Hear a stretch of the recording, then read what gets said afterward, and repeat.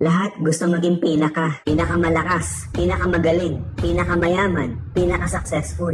Hanggang sa dumating ang oras na malaman nila ang totoong dapat gawin para maging pinaka. Ngayon pag-uusapan natin ang isang pumipigil at nagpapabagal sa pag-asenso sa buhay ng karamihan. At yan ang pagkainggit. It's time for a reality check. Masaya ka ba kapag nakikita mong umaasenso ang kaibigan mo? O kaya umaangat ang pamumuhay ng kakilala mo? O ikaw yung tipong naiinggit, nalulungkot, at sumasama yung loob kapag nakikita mo nagtatagumpay ang iba? Don't be upset with the result you didn't get from the work you didn't do. Na pa, sana all ka ba? Nung nakita mo yung kaibigan mong natutupad mga pangarap niya. Bagong bahay, bagong kondo, or bagong sasakyan. Kumikita na maganda. 6-7 figure income sa kanyang business o pinagkakakitaan. Panay travel sa loob at labas ng bansa. Sana ako rin kamo. But here's the deal. That person hustled hard. Ang nakita mo, yung resulta. Pero kung paano niya ginawa, yun ang hindi mo nakita. At yun ang mas importante. For how many years? Yung taong yun. Nagtiis, nagtiyaga, nagpakahirap maghanap ng kliyente. Nabibili ng kanyang produkto. Nag-aral at ginalingan. Nag-gain na experience at skills hanggang sa may nagtiwala sa kanyang kakayahan. Maski ilang ulit pinagtatawanan, nireject and face different challenges. Nagpakapuyat mag-isip ng iba't ibang strategy at techniques para ma-improve ang sarili, produkto at negosyo o hanap buhay niya. Hindi mabilang na sakripisyo, mga oras na nilaan at ginugol kaysa gumimik, mag-chill or manood ng Netflix. Yung taong to, ginalingan at pinagbutihan para sa pangarap niya. That person earned every bit of success. Lahat gusto maging pinakamalakas, pinakamagaling, pinakamayaman, pinaka-successful hanggang sa dumating ang oras na malaman nila ang totoong dapat gawin para maging pinaka. Everybody wants to beast until it's time to do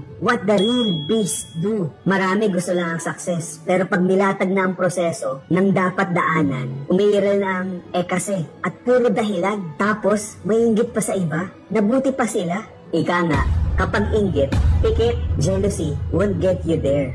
Your drive, hard work, determination, and your dedication will. Kaya make sure pagdilat mo, kumilos ka, gumalaw ka ng naaayon sa gusto mong marating, magawa at mangyari. Gusto mo maging matagumpay, maging successful, yumaman, magbago buhay, maging healthy, magkaroon ng bagong mindset. Then what are you doing about it? Where are you allocating your time? What sacrifices are you willing to give in order for you to achieve it? Tandaan mo, success is earned, not given. At kung kaya at nagawa ng kaibigan mo, kaya at magagawa mo rin. You just need to work harder. So get out there and make it happen.